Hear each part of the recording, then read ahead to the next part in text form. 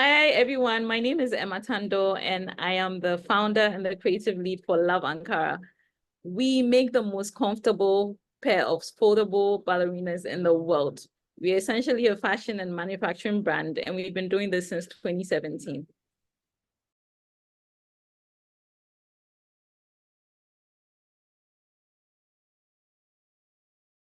I wasn't always an entrepreneur. I started off as a communications and a marketing professional working in various roles in a lot of different industries as well within Ghana and Africa. So I've been doing marketing and communications for about 13, 14 years now, and I have been an entrepreneur since 2017.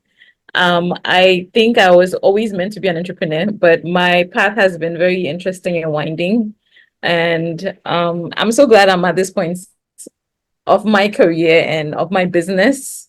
I'm excited to be doing what I'm doing, and it's been quite a challenging, but a fulfilling journey as well.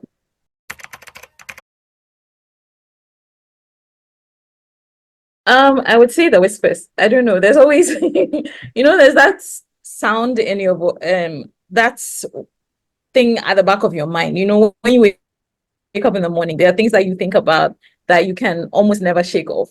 Like every time I went to work, there was always that thing that would made me question, is this really enough? Like coming to work, sitting in this office, doing what you're doing. I mean, I love the roles that I had. I had pretty interesting and challenging roles, and I had a pretty good paycheck to go with it, but I wanted more. I've been the kind of person that likes to see directly the impact of whatever I'm doing at any given point. So I think the whispers and that nagging voice at the back of my head was too strong. And so I eventually gave into it and decided, okay, this is the path that I was going to go on. And that's my journey began to entrepreneurship.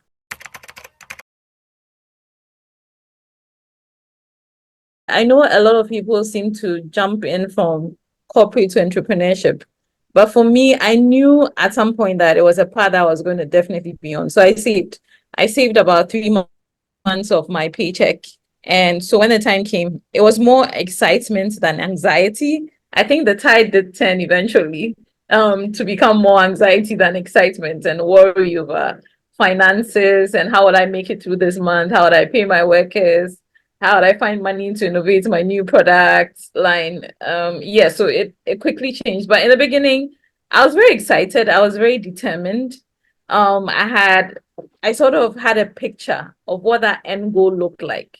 So for me, that was that thing that always pushed me every day, waking up every day, doing what I had to do constantly. I knew the end goal in mind. I didn't know what it would take. I didn't know it would take all of me and more. But the end goal was there, and it was a big why. That my why was very strong. I told myself that I was on an impact journey. I wanted to empower women. I wanted to help curtail the issue of counterfeit fabrics that we had on our market. I wanted to help sustain our textile industry within this continent. I was determined to bring back the love for authentic made in Ghana, made in Africa prints. So my why was very strong. It was already predetermined, and that's what kept me on my journey. Yeah. And for me, when I started Love Ankara, like I said, I love fashion. I love print. If you really know me, there's always an element of print and Ankara or Ntuma and whatever I wear and wherever I go. So that love was already there. And doing this, I always tell people that Love Ankara is my love letter to Africa, right? This is how I give back to a continent that has given me so much. This is how I pay homage. This is how I pay tributes to all the people who have woven this fabric that is part of our culture as Africans, right? From the beginning, from when we are born to when we are celebrating different occasions, different festivals, to even in death. Our fabric has always been a part of us. And I've always wanted to do something meaningful with it. So for me, Love Ankara was pretty much my love letter to Africa. This is how I pay homage. This is my tribute. This is how I give back. The name really, it could have been any other thing, right? It could have been Kitenge. It could have been Ntoma. It could have been, yes, I'm Ghanaian, but I think I'm African at heart. So why not love Ankara?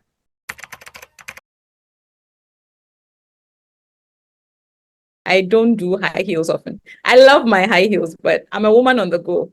I'm constantly in meetings, constantly doing different things, constantly involved in different activities and projects. So I need shoes that can take me to all those different places. So when I set out to do something with fabric, with Antuma local cloth, I thought, what is the one thing that's closest to me? And I knew there were shoes, right? But I had to make shoes that were, in as much as they were trendy, they needed to be functional because we have so many amazing women on this continent who are doing amazing things and they're going amazing places and they need to be able to be carried in shoes that are very true to who they are, but that are also functional, that they can take off and transition into whatever else that they are wearing, that they can easily put in their handbag, their clutch bag, whether they're a mother, whether they're an entrepreneur, whether they're industrialists, whether they're scientists. Our shoes work for any woman.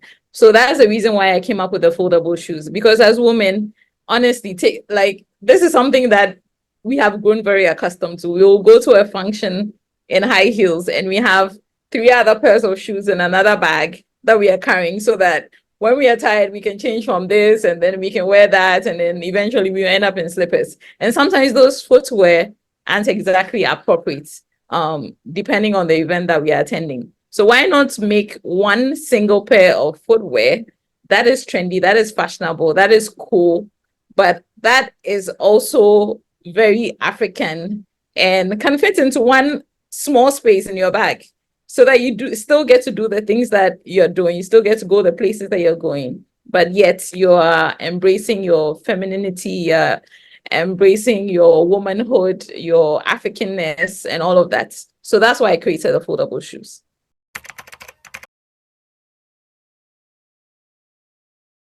So this is our latest collection. This collection is actually bedazzled. This your show is probably the first time where we are unveiling this. So this is our new bedazzled collection of foldable shoes. But pretty much this is how it works. These are the shoes.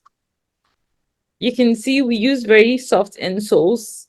The bottom is also really good, strong leather, and it has grip. I've had a personal knee accident before, so it was important that I made shoes that had really good grip.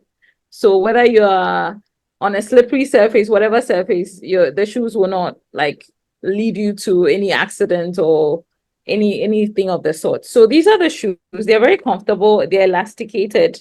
We make them very true to size. And in as much as we are making them for women, we understand that we have little mini me's who would love the shoes as well. So we are making them for kids as well now. So we make them for women and we make them for kids.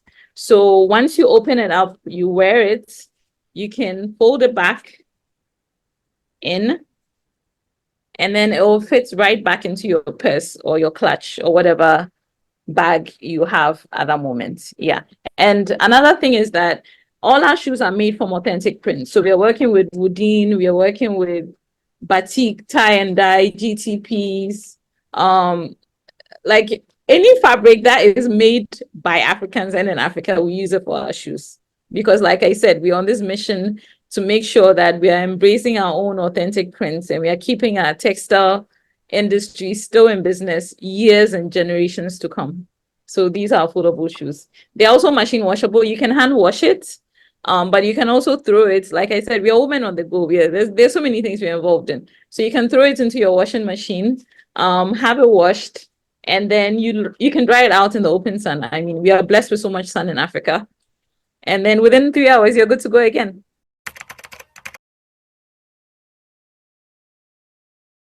Since we launched, so I really intended to get Ghanaians on board with this. So I started with only 30 pairs of shoes. We sold out in our very first week, and demand has been growing since then. But we quickly found out that in as much as we wanted it to be a very Guinean brand, an African brand, we had a good uptake from people in the diaspora and in other markets in Europe and Asia and America. And so right now, at this point in our journey, we are very intent on making sure that people outside, whether you're African or not, you can get our shoes, and you can rock them. Yeah, but it's the demand has been great. The interest has been really good. We've gone on to also produce other types of footwear like slippers so that we can give variety to the same women and the same people who are patronizing our products.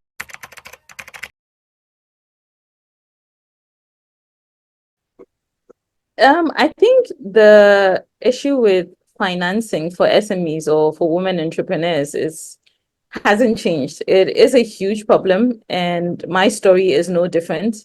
When I started off, like I said in the beginning of our interview, I had saved 3 months of my salary from my last corporate job. So that's what I put directly into the business. And for the last 6, 7 years, I've essentially bootstrapped. I've had to take very tough decisions like go back into corporate because, like I said, I started off as a marketing and a communications person just to have enough financing to even relaunch. Right after COVID, when COVID happened, our business had to quickly pivot. A lot of people weren't thinking about fashion, a lot of people weren't thinking about clothes. So we were making face shields, face masks. Financing was tough for us during the pandemic. And even right after the pandemic, it was very difficult for us to bounce back as a business. So I had to take that tough decision just to keep my business afloat, to go back into corporate. I was making shoes on the side. The demand was crazy because everybody was like, wait, what are you doing there? Like, come back. We need shoes. We need stuff. So I quickly had to find some of my own financing. And this has come from mostly friends and family and people who've seen the shoes who have immediately fallen in love with it, who have given us some money to continue our business. But essentially, I have bootstrapped. And financing is difficult. You go to the banks, they're telling you you need all sorts of things before you can open an account and they can give you financing. Sometimes interest rates also don't favor us. Interest rates have been pretty high in the past year and before. So financing is a big challenge, but I feel as an entrepreneur, it shouldn't really stop your resolve. Like I said in the beginning, your why is important. I know why I'm doing this. It keeps me afloat. It keeps me up at night. It keeps people coming back. But yes, financing would be definitely a welcome break for some of us who've had to constantly bootstrap just to push our businesses and our vision and our mission forward as entrepreneurs.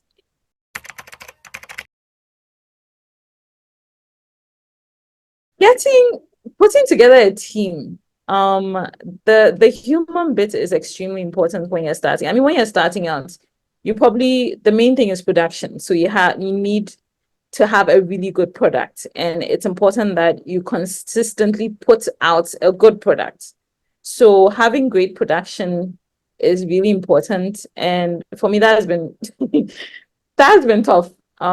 We've had to change our team many times because they haven't really stuck to, you know, how people complain about, oh, made in Ghana, made in Africa, and they sort of tag us with this certain level of quality, but we are definitely not about that. Like made in African products are great. I aside my wearing my own shoes, I patronize a lot of made in African brands, but getting to the point where you have a team that can consistently deliver on quality is a challenge. So for me, that's been a huge part of the difficulties that I have faced growing this business.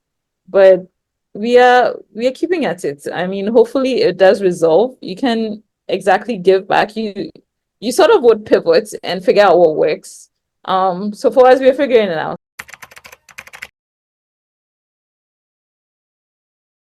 So for us at Ankara, our business has always been digital first. We once we started our business, we realized quickly that a lot of our customers were coming from online because we started our go-to market strategy was pretty much get the product in front of the customer as quickly as possible. So we quickly sign up for fairs and exhibitions And at these exhibitions, we had our social media pages up already. So people came to these exhibitions. We literally just engaged them and told them, hey, we're online, we're doing this. Thanks for coming to the fair, for purchasing from us, but follow us because we have more in store for the future. And these same people have literally grown our Instagram and Facebook page organically without so much marketing and so much advertising.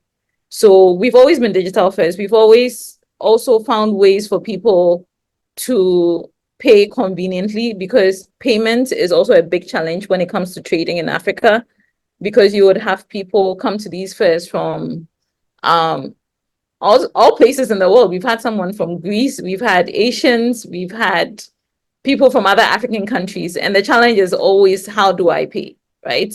So for us, digital payment providers that we've partnered with over the years, we've worked with Hubtel, we are working with new vendors this time round, have always helped us in offering people those platforms to be able to pay, whether they are paying through MasterCard or they're coming from one country or the other. We've always had a solution for them.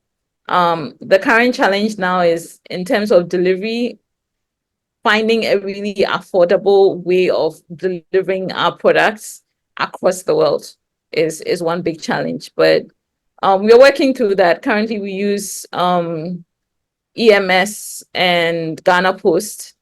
They've been our delivery partners. We've used DHL before. So we're working on it. We are hoping that we can have a more seamless way for our customers to pay and do and trade with us as we grow, because we are definitely on the path to grow at this point.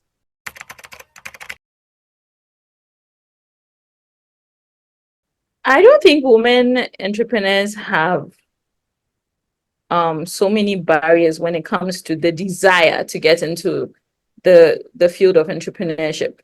The problem is when you actually get in, right? The pace at which you can do business, right? And all the regulations that we have in place at our banks and our different places where we do business is the challenge. Access to finance, we've already spoken about that. Even basic infrastructure. A lot of us have online businesses, and we start with online businesses because that's the most cost-effective way of growing if you want to stay lean as an entrepreneur. But even basic infrastructure, like having reliable internet to do business, is something that we need to work on. Our governments need to work on. Policy regulation is also a big deterrent when it comes to finance and just doing business in general. Like logistics is huge for us. Once someone purchases your product, logistics is literally an extension of that business. So how are you fulfilling orders and doing deliveries? And is it at par to what people are doing outside? And does it meet the needs of your business? And so much so that your customers are not running away because they got their orders late or their orders arrived in a different shape.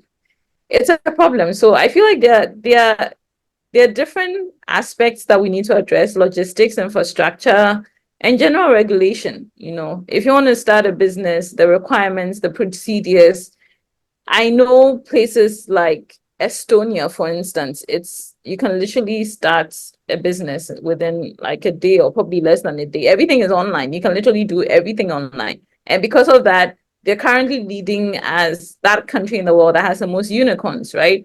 But this is because government and policymakers have been intentional about the policies that they are putting in place to help SMEs, MSMEs do business. So for governments, I think it's just having the will to be intentional and make sure that regulation favors a lot of us newbies within the entrepreneurial space.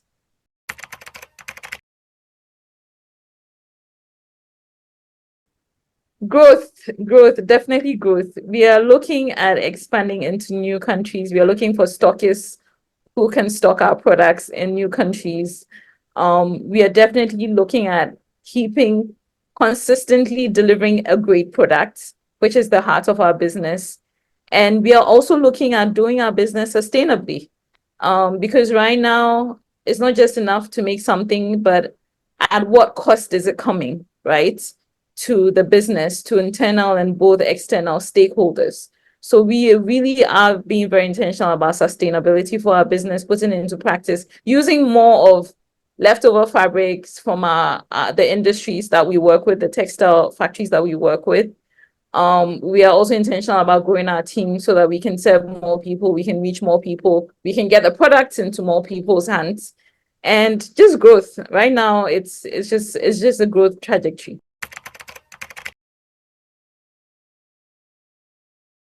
So in Ghana, you can just send us a DM on our social media pages, or you can send a message to our WhatsApp line.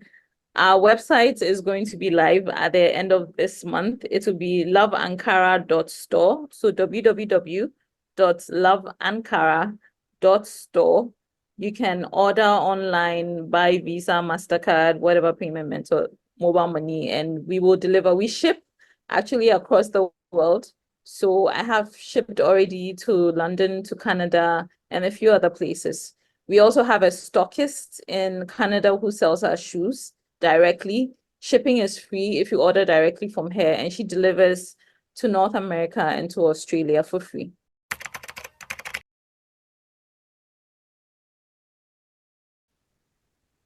If you wait, you're never going to be ready. If you let the fear stop you, you're never going to be ready. For a lot of us, starting a business is scary because I didn't have any knowledge in fashion or manufacturing, and it's essentially a male-dominated space.